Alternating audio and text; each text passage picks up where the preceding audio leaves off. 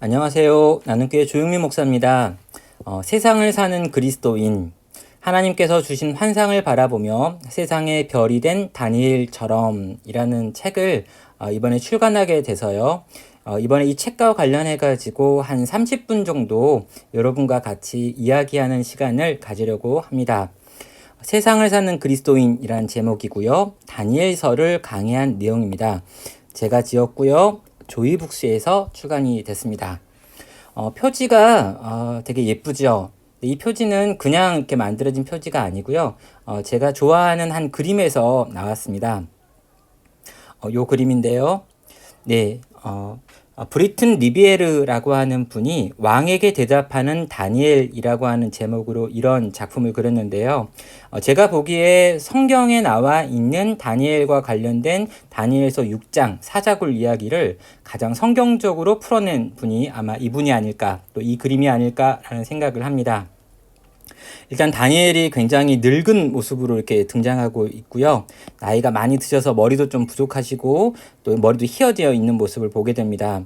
또 사자들이 여러 마리가 있는데 전부 다 입을 다물고 있죠. 천사가 사자들의 입을 막고 있다라고 하는 그 내용을 요 그림 안에서 굉장히 잘 표현했고요. 요 그림을 제가 굉장히 좋아하는데 요 그림과 비슷한 톤으로 좀 이렇게 제목을 또 내용을 좀 표지를 만드는데 기여했습니다. 좀 제가 이 본문을 좀 이렇게 연구하면서 들었던 생각은요. 다니엘서는 참 좋은 참고서들이 있어야 될 책입니다. 그래서 다니엘서를 그냥 임으로 풀지 마시고요. 조금 다니엘서 강해 BST에서 나온 책, 또 김혜곤 목사님께서 쓰신 다니엘서, 그리고 또 손창남 목사님께서 쓰신 다니엘서와 선교를 어떻게 연결시키는가, 이런 책들을 좀 활용했고요. 또 김근주 교수님이 쓴 책도 같이 보면서 이런 내용들을 같이 정리해서 만든 책이 요 내용입니다. 세상을 사는 그리스도인, 청년을 위한 다니엘서 강해 집이고요. 아무튼 이 책에 대해서 여러분과 같이 한번 설명해 보도록 하겠습니다. 먼저 시작 화면을 볼까요? 자, 저는 이 이야기를 시작하면서요, 시대에 대한 인식이 굉장히 중요했습니다. 새로운 시대가 갑자기 와버렸다.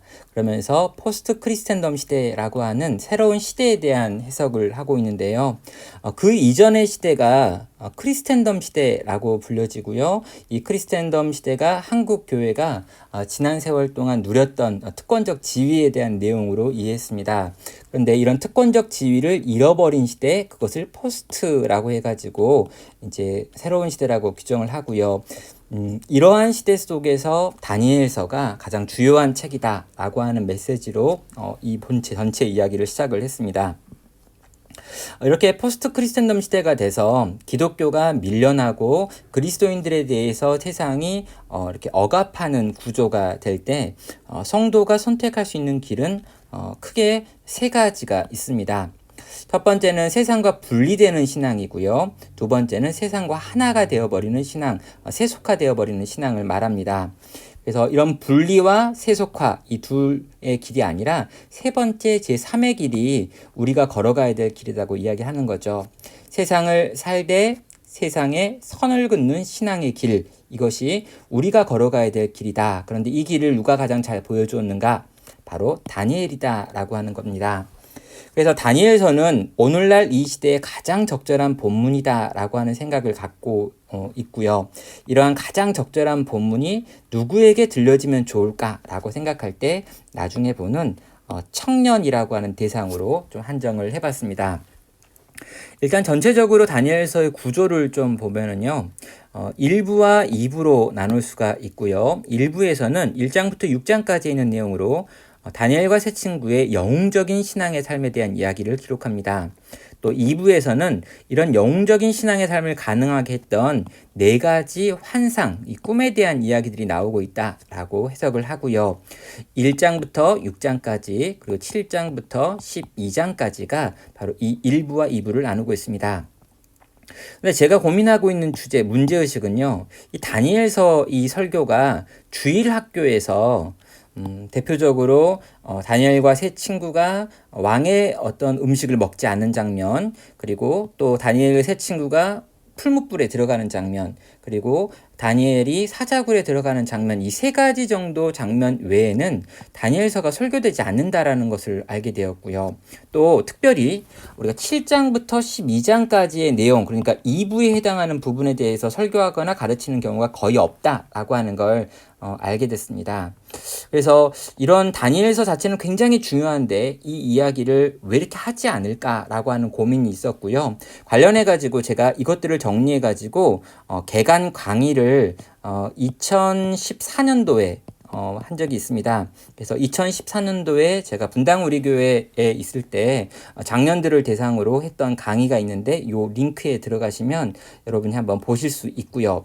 옆에 친절하게 제가 QR코드도 만들어 놨기 때문에 QR코드로 타고 들어가셔서 한 90분 정도 되는 강의인데요. 우리 개간 다니엘서 전체를 어떻게 읽을 것인가를 한번 보시면 좋겠습니다. 자, 다니엘서를 통해 가지고 읽어야 되는 하나님의 주장이 한 4가지 정도 있습니다. 하나는 하나님의 주권이 이야기하고 있고요. 하나님이 온 세상을 통치하고 다스리신다라는 내용을 말하고요. 또 하나님께서 주시는 꿈에 대한 이야기도 나옵니다. 그리고 이 꿈이 무엇을 가리키는가에 대해서 이야기하면서 바로 그분, 인자라고도 되어 있고요. 또 사람이라고 되어 있기도 하고 또 천사 같은 표현으로 나오기도 하는 이런 다양한 모습들로 그분이 별로 제시되고 있습니다. 또 하나님의 꿈을 꾸는 인간이 보여야 될 최선이 무엇인지에 대해서 다니엘과 세 친구가 보여주었던 삶의 모습, 이 모습이 바로 이제 인간이 보여줘야 될, 성도가 하나님께 반응하여 보여줘야 될 모습이다라고 하면서 하나님이 이런 주장들을 하셨다는 걸 다니엘서를 통해서 함께 정리해 봤습니다. 자, 그러면요, 이제 대상을 한번 정리해 볼 텐데요. 저는 이 설교를 기본적으로 모든 성도들에게 전했습니다. 15번의 설교를 주일 대예배 시간에 나눴죠. 그런데 주일 대예배 시간에 모든 성도들을 대상으로 나눴음에도 불구하고 제가 책을 쓰는 과정에서는 하나님의 청년들이라고 하는 청년을 대상으로 좀 바꿨습니다. 이유는 한국 사회에서 가장 취약한 그룹이 어디냐라고 말할 때 청년이기 때문입니다. 그리고 신앙적인 도전이 대단히 어려운 그룹도 청년이 되어버렸습니다.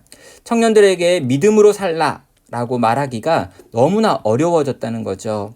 너무 바빠졌고 또 약해졌고 힘들어진 세대가 이 그룹이기 때문에 이 그룹에 대해서 어떻게든 도전을 하고 싶다라고 하는 생각이 저에게 있었습니다. 또 이 청년은요, 기독교 문화에서도 소외된 그룹으로 분류가 되더라고요. 요즘 시중에 나와 있는 기독교 서적들 보면은요, 정말 대부분의 경우에 장년과 신학생들, 그리고 어떤 전문적인 어떤 것들을 가지고 있는 분들을 대상으로 책들이 쓰여지고 있습니다. 왜냐하면 청년들이 더 이상 책을 읽지 않기 때문이기도 하고요. 문화를 소비하지도 않기 때문입니다. 그래서 유튜브나 이런 것들에 대해서 활성화되어 있긴 하지만 기본적으로 문화에 있어서도 청년들을 위한 기독교 문화가 거의 나오지 않는 상황이 된 거죠. 그런 차원에서 이제 이 조이북스에서 청년이 희망이다라고 하는 시리즈가 계속해서 나오고 있었고요. 1권, 2권을 통해 가지고 제가 많은 도전을 받았기 때문에 3권으로 제가 이 주제를 쓰고 싶다라고 이야기를 해서 이제 이번에 청년이 희망이다 시리즈의 3번으로 이 다니엘서 이야기가 나오고 있습니다. 다니엘의 이야기가 가장 필요한 그룹이 하나님의 청년들이다라고 하는 생각이 있는 거죠. 자, 이제 본문으로 들어가 볼까요? 본문으로 들어가면 1부와 2부가 있다라고 이야기를 했습니다. 그래서 뭐 세부적인 내용들을 다 다루지는 않겠는데요. 우리가 1부에서는 성도가 살아야 되는 삶이 어떤 것인가 라고 하는 걸 다니엘과 세 친구들의 이야기를 통해서 제시합니다. 그런데 그들은요, 어떠한 이유가 있기 때문에 그렇게 행할 수 있다라는 거죠. 자, 2부로 넘어가면은요, 2부에서는 이 성도는 어떤 꿈을 꾸는가에 대한 이야기를 합니다. 성도가 품어야 되는 꿈을 이야기하는데요. 행할 때 그 행함의 이유가 되는 것이 이 꿈이기 때문이다 라고 밝히는 거죠. 그러니까 1부에서 1장부터 6장까지에서 다니엘과 세 친구가 그토록 놀라운 성도의 삶을 살았던 이유는 그들이 꾸었던 꿈에 있다라고 하는 차원에서 7장부터 12장에 있는 그 환상들이 이들에게 있었기 때문에 앞에 나오는 그런 삶이 가능했다라고 밝히는 거죠. 자, 다니엘서 1장부터 이제 6장까지의 내용은 이런 식으로 주제를 정했고 그 주제들을 하나씩 풀어가는 과정을 통해서 이야기가 될 겁니다. 그런데 저는 우리 이 책을 보고 이 책을 좀 이렇게 이해하기 원하는 분들에게 이런 식의 구성으로 좀 나눠서 좀 들려주기를 바랬는데요. 이 책에 읽어보시면 각 주제와 소주제들이 나와 있습니다. 소제목들이 있는데요.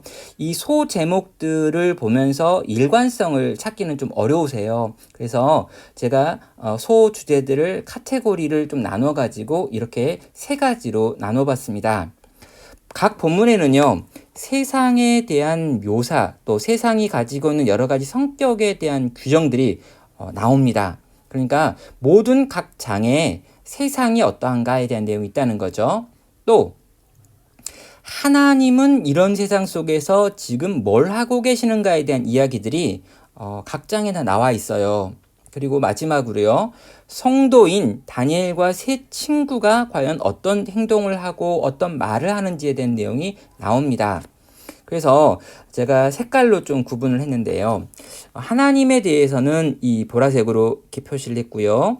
또 세상에 대해서는 초록색으로 표시를 했고요. 성도에 대해서는 노란색으로 표시를 했습니다. 그래서 각 장마다 이런 식으로 세상과 성도와 하나님의 이야기들이 다양한 방식으로 표현되고 드러나고 있지만 이것들이 다 있다라는 걸 기억해 보는 거죠. 그래서 이 색깔로 규정되어 있는 것들을 보면서 각 장에서 하나님을 어떻게 묘사하는가, 또 세상을 어떻게 묘사하는가, 성도를 어떻게 묘사하고 설명하는가 라고 하는 것들을 찾아보면서 이 각 장을 읽어가시는 것이 아마 잘 읽을 수 있는 포인트가 되겠다라고 생각이 됩니다. 뭐 한 장 한 장 살펴보는 것도 방법이지만 요 정도 이야기를 듣고 본문을 보시면 본문이 이런 방식으로 구성이 되어 있구나 라고 생각할 수 있을 거예요. 자, 그런데 제가 각 장을 다 한 번에 한 장을 설교했는데요. 6장 같은 경우에는 2번 설교를 했습니다. 그리고 뒤에 보면은 또 2번 설교하는 장면이 있는데요. 이 6장을 2번 설교한 이유는 여기에 기도라고 하는 아주 특수한 주제가 나오고 이 주제가 성도가 이 땅에서 그렇게 특별한 삶을 살았을 수 있었던 비밀이 무엇인지를 설명하는 부분이었기 때문이에요. 다니엘의 특별한 기도 생활이 나오고 기도의 내용이 나오고요. 그가 그렇게 기도하기 때문에 이런 삶이 가능했다라고 하는 1장부터 6장까지 나와 있는 그 탁월한 삶의 이유가 기도다라고 밝히면서 1장이 마무리되고 있는 것을 보게 됩니다. 성도의 탁월한 삶이 있습니다. 그는 기도했기 때문입니다. 그리고 그는 이런 세상 속에서 이런 하나님으로 말미암아 이런 성도의 삶을 살아갈 수 있었다라고 하는 1장부터 6장까지의 통일성 있는 구조가 있는 거죠. 그러면 7장부터 12장까지도 그런 구조가 있는 걸까요? 예, 한번 살펴봐야죠. 먼저 제가 이 2부에 해당하는 이야기를 해야 됐던 이유는 뭐냐면 설교가 되지 않더라는 거예요. 이 부분이. 4편의 환상이 나와 있는 7장부터 12장까지의 내용이 거의 설교가 되지 않는다라고 하는 이 부분이 저에게 안타까웠고요. 그렇게 되는 이유가 뭘까라고 했을 때 3가지 정도 있는 것 같았습니다. 먼저 장르에 대한 이해가 어렵다는 거죠. 이게 묵시라고 하는 장르인데 이 묵시가 나오면 성도들이 다 어려워하는 것 같습니다.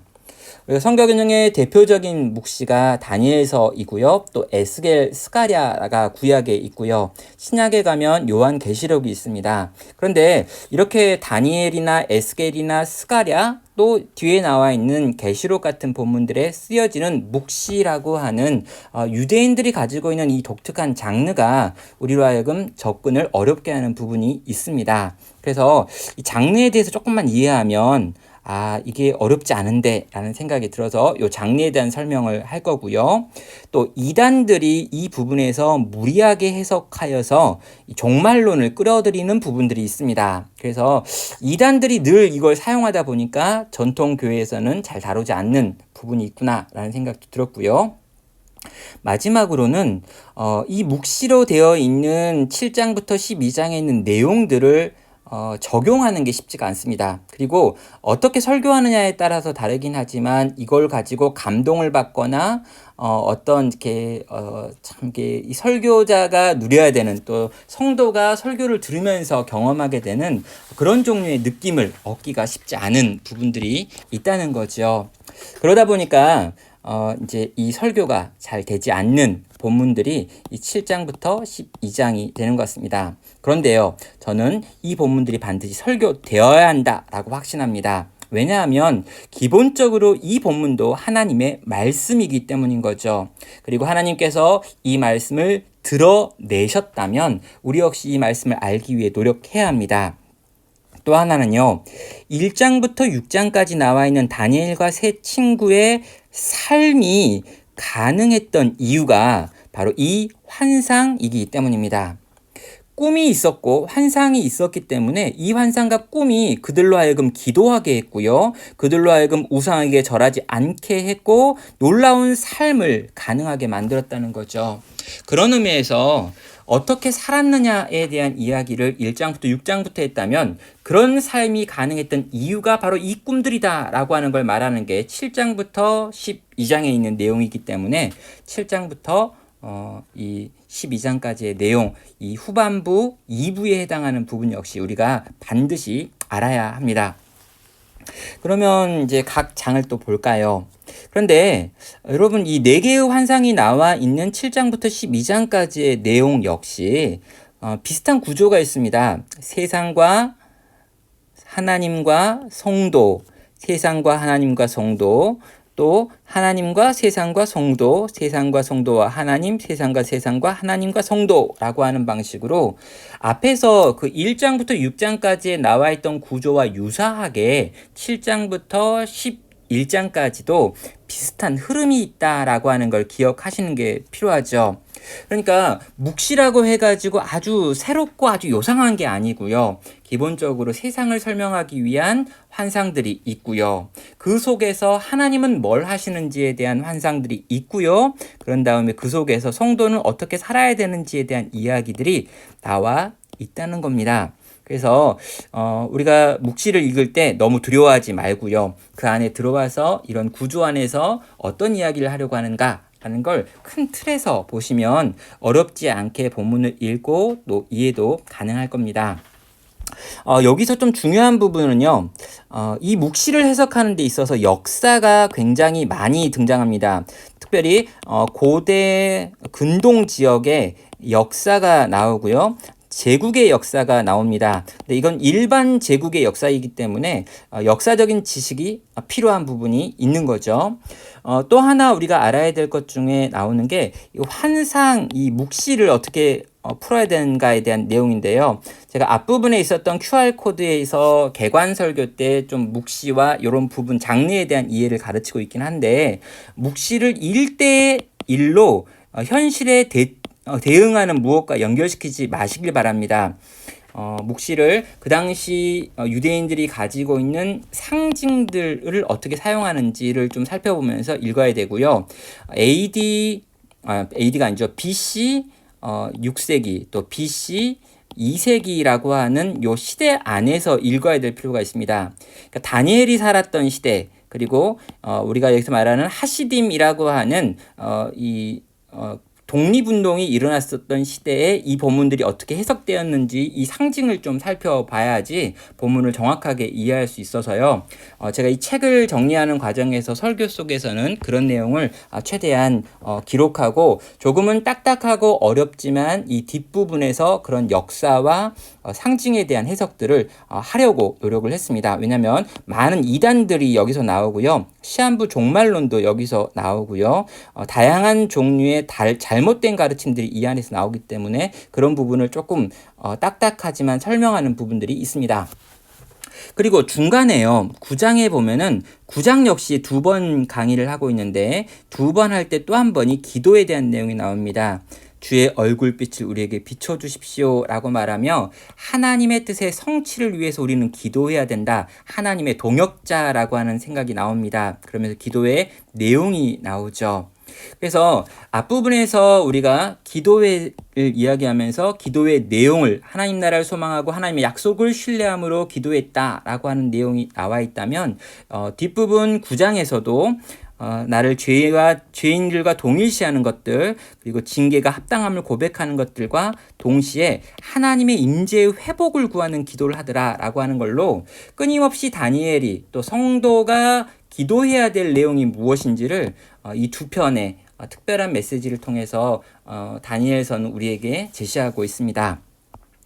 자, 이렇게 11장까지의 내용이 이어지고 있다면요, 12장도 조금은 독특하면서 실제 다니엘서 전체를 닫는 이야기가 여기 있는데요. 여기서 다니엘이 질문합니다. 어느 때까지 우리는 이 어려움을 당해야 합니까? 라고 하는 고민이고요. 예수님 언제 오십니까? 인자 같은 이가 언제쯤 오십니까? 이 땅에서의 우리의 싸움이 언제 끝납니까? 라고 하는 모든 성도가 할 법한 질문을 던집니다. 그때 하나님께서 너는 때를 묻지 말고 너에게 주어진 하루하루를 그냥 살아야 해 라는 이야기를 하고 있죠. 좀 답답합니다. 그냥 알려주시지. 그런데요, 그 때에 대한 질문보다 더 중요한 건 지금이라고 하는 이 시간, 하루라고 하는 때를 어떻게 살아야 되는지에 대한 이야기이기 때문에 너는 오늘을 살라라고 이야기합니다. 그러면서 그렇게 산 자에게 주는 상이 뭔지를 이야기하죠. 생명의 부활에 대해 약속하고요. 하늘에 있는 별과 같이 영원할 거다라고 이야기합니다. 근데 이 부분이 제가 가장 좋아하는 부분이고 가장 감동받은 부분이에요. 왜냐하면 별과 같이 영원할 것이다 라고 하는 이 이야기가요, 다니엘의 직업이 뭐였나 라는 걸 생각해 보면요, 여러분 뭐였을까요? 박수였고요. 환상과 꿈을 해석하는 자였습니다. 예, 기본적으로 이 페르시아에서 환상과 꿈을 해석하는 방식의 가장 보편적인 건 전문학이죠. 천문학이라고 하는 점성술이었습니다. 그러니까 다니엘은요, 평생 별을 보는 사람이었고요. 별을 보면서 그 별 속에서 하나님께서 주신 소망과 어떤 이 회복의 이야기들, 환상들을 보고 해석했던 사람이라는 거죠. 그런데 평생을 별을 보면서 기다렸던 다니엘에게 네가 별이 될 거야 라고 하는 말씀을 하시는 거죠. 저는 이 본문 해석하고 이 본문 적용하고 전하면서 엄청 많이 울었습니다. 주님을 위해서 정말 그 하늘의 별을 바라보면서 어둠 가운데서 씨름했던 다니엘의 인생을 하나님께서 보고 계셨고, 그래서 다니엘에게 너도 별이 될 거야 라고 이야기를 하고요. 그리고 다니엘이 이 말을 들었을 때 얼마나 감격했을까라고 생각하면서 다니엘서 12장 결론이 끝나는 거죠. 저는 나가면서요, 12장에서 설교를 끝낼 수 있었고 끝내도 좋지만 한 번 더 말씀을 전하면서 다니엘서 1장부터 12장까지 전체를 흐르고 있는 한 가지 생각, 다니엘이 바라봤던 별이 무엇인가라는 질문에 답변을 해봤습니다. 예, 뭘까요? 다니엘서 전체에서 7가지로 계속해서 성자 하나님이신 오실 예수 그리스도에 대한 이야기가 나온다라고 하는 걸 찾아보는 것이었죠. 그래서 이 앞부분에서 메시지를 정리하는 방식과 전혀 다르게 7가지 환상을 1장부터 12장까지 하나하나 살펴보면서 그가 바로 별이었고 다니엘이 바라봤던 별이 바로 예수 그리스도다라고 하는 이야기를 마지막 15장을 통해 가지고 15번째 메시지를 통해 가지고 정리합니다.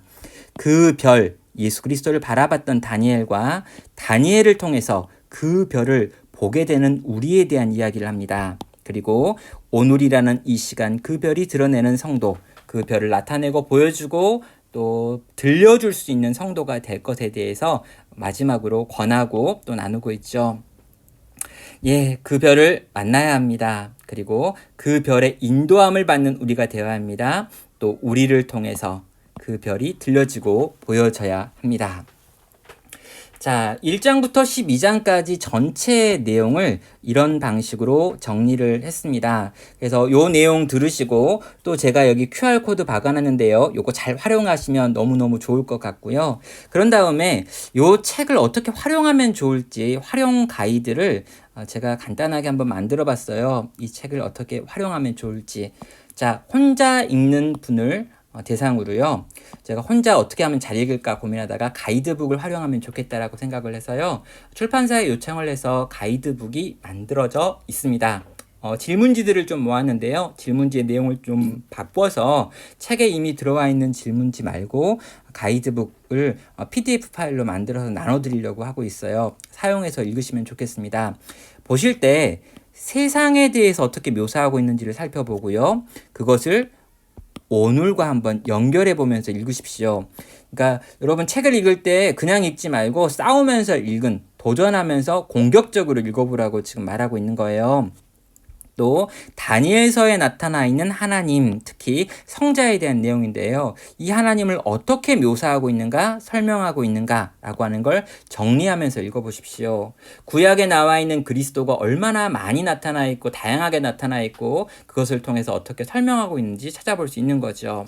마지막 세 번째는요. 하나님 안에 있는 나를 어떻게 살라고 지금 요구하고 있는지 적용을 위해서 한번 보십시오. 그래서 세상에 대한 묘사, 하나님에 대한 설명, 그리고 나를 향한 도전을 정리하는 방식으로 혼자서 이 다니엘서를 읽을 수 있고요. 이 책에 나와 있는 가이드북을 사용하고 질문들을 써가면서 보셔도 좋을 것 같습니다. 또 설교하시는 분들을 위해서 간단하게 좀 가이드를 드리고 싶어요. 그럼 설교하시는 분들은요, 이 책 한 권만 읽고 설교하면 안 됩니다. 왜냐하면 너무 좋은 설교자들을 위한 가이드들이 있어요. 어디 있냐고요? 여기에 있죠. 그럼 여기에 나와 있는 책 정도는요, 그럼 꼭 한번 읽어보시면서 정리를 해보시면 좋겠어요. 특별히 BST 꼭 읽으셔야 합니다. 그리고 하나님 나라 신학으로 읽는 다니엘서 김혜권 교수님의 책인데요. 너무 좋습니다. 또 다니엘서를 선교적으로 읽는 책도 있고요. 다니엘서의 주석들도 몇 권 있습니다. 또 김근주 교수님이 쓴 다니엘서도 너무 좋은데요. 여러분 한번 보시면서 또 생각을 더 확장시켜가도 좋을 것 같습니다. 아무튼 설교자들은요. 공부를 더 많이 하셔야 합니다. 자, 설교자들은 이 부분에서 더 공부를 하시고 접근하셔야 됩니다. 자, 그런데요. 설교자들로서 이 본문을 해석하고 적용할 때 중요한 게 뭐냐면 1차적으로 다니엘 시대, 이 BC 6세기의 이야기로 읽으셔야 합니다. 그런데 2차적으로 하시딤 시대라고 하는 BC 2세기의 방식으로 다니엘서가 어떻게 적용되었는지도 살펴보셔야 돼요. 그런 다음에 우리 시대로 넘어오셔야 합니다. 자, 이 이야기를 왜 하냐면은요, 이 다니엘 시대의 BC 6세기에서 곧바로 우리 시대로 넘어오면은 적용하기가 쉽지 않은 부분들이 있어요. 그래서 중간에 어떤 과정을 지났는지를 한번 살펴보시면 훨씬 더 적실한 우리 시대에 적용이 가능하기 때문에 한번 해석과 적용해서 시대를 1차, 2차, 3차로 고민해보라 라고 하는 가이드를 드리고요. 또 설교의 기본적인 구조를 다니엘서의 환상을 쫓아간다거나 다니엘서의 사건을 쫓아가면 쉽지 않은 부분들이 있습니다. 분명히. 그래서 세상은 어떠하며 성도는 어떠하며 하나님은 어떠한지라고 하는 이 세 가지 주제를 가지고 한번 살펴보셔도 좋겠어요. 물론 순서는 여러분께서 정하시면 됩니다. 그런데 기본적으로 지금 이 세상을 설명하고 그런 다음에 이 다니엘이 경험했던 세상을 설명하는 방식, 그런 다음에 그 속에서 하나님은 무슨 일을 하고 계시며 우리는 어떻게 해야 되는가라고 하는 방식, 또는 이 속에서 성도는 어떤 일들을 당하며 하나님은 어떤 일을 행하고 계시는가라고 하는 순서, 이런 순서들을 좀 바꿔가면서 메시지를, 구조를 만들어내시면 조금은 설교문을 만드실 때 편하겠다라고 생각을 합니다. 그런 다음에 공동체와 함께 읽는 것도 좀 추천을 합니다. 그럼 다니엘서는 기본적으로 쉬운 책은 아니에요. 그런데 공동체와 함께 이 책을 읽는다면 전 너무 좋을 것 같습니다. 그래서 여름방학 같은 기간에 청년 공동체가 함께 이 책을 읽어보자 라고 하면서 한번 이걸 소그룹 주제를 가지고 소그룹에서 온라인 오프라인에서 사용해 보셔도 좋을 것 같아요. 먼저 혼자 읽기의 전 과정을 미리 해봅니다. 그런 다음에 소그룹으로 모이죠. 그런 다음에 세 가지 질문을 한번 던져보면서 이 질문에 대해서 답하고 질문하는 것으로 소그룹 모임을 온라인 또는 오프라인으로 진행해 볼 수 있을 것 같습니다. 내가 처한 상황은 어떠한지, 내가 아는 하나님은 이런 상황 속에서 어떻게 일하시는 분인지, 그리고 나는 이런 상황 속에서 어떻게 살아야 될 것인지에 대한 이야기들을 요 질문들, 세상과 하나님과 성도라고 하는 이 질문들, 이 다니엘서에서 우리가 읽으며 나왔던 내용을 가지고 세상과 하나님과 나라고 하는 것을 한번 나눔 질문으로 바꿔가지고 질문하며 읽어보고요. 말씀 사역자들이 해석과 적용에 있어서 심화 또는 질문들에 대해서 좀 이렇게 해석을 해주고 도와주면서 이 책을 같이 읽어간다면 이 다니엘서라고 하는 책을 함께 읽으면서 또 세상을 사는 그리스도인이라고 하는 이 교재를 같이 좀 사용하시면서 공동체가 함께 다니엘서를 묵상할 수 있을 것 같습니다. 마지막 세 번째로 건면할 수 있는 방법은 수련회 같은 경우에 좀 사용해가지고 집중적으로 함께 읽어보는 것도 가능할 것 같습니다. 주제를 이렇게 정하면 되죠. 세상을 사는 그리스도인이라고 하는 아예 제목 타이틀을 만들어 가지고요. 다니엘서로 수련회를 진행하는 겁니다. 소그룹에서는 각 챕터를 읽고 함께 나눔을 하시면 되고요. 집회에서는 아마 저녁 집회가 되겠죠.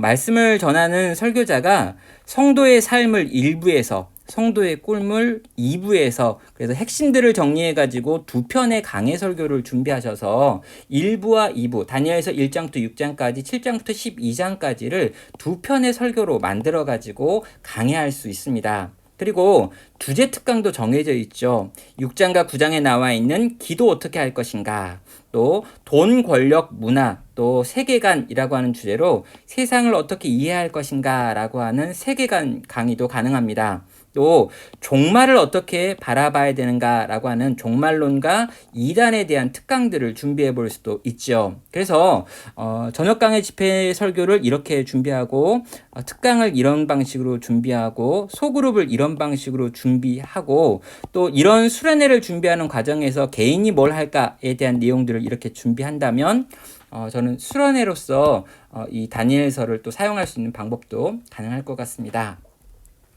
자, 전체를 이런 방식으로 한번 정리를 해봤는데요. 다니엘서 어렵지 않습니다. 그래서 이 세상을 사는 그리스도인이라고 하는 요 책, 제가 썼지만 좋은 책 같습니다.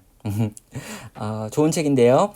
요 책 정말 쉽게 썼고요. 다니엘과 관련해가지고 특별히 이 후반부 7장부터 12장까지의 내용을 이런 방식으로 쉽게 정리한 책은 거의 없는 것 같아요. 그래서 요 책을 잘 활용하셔가지고 여러분 이 주제를 한번 연구하시고 세상을 사는 그리스도인이 어떻게 살 것인지 한번 진지하게 한번 또 씨름하면서 답을 찾아갈 수 있는 여러분 되시면 좋겠습니다. 네, 이상이고요. 사랑하고 축복합니다. 그리고 사랑하는 청년 여러분, 정말 어두운 시대이지만 그래서 여러분이 별이 된다면 훨씬 더 반짝거리고 빛날 겁니다. 사랑하고 축복합니다.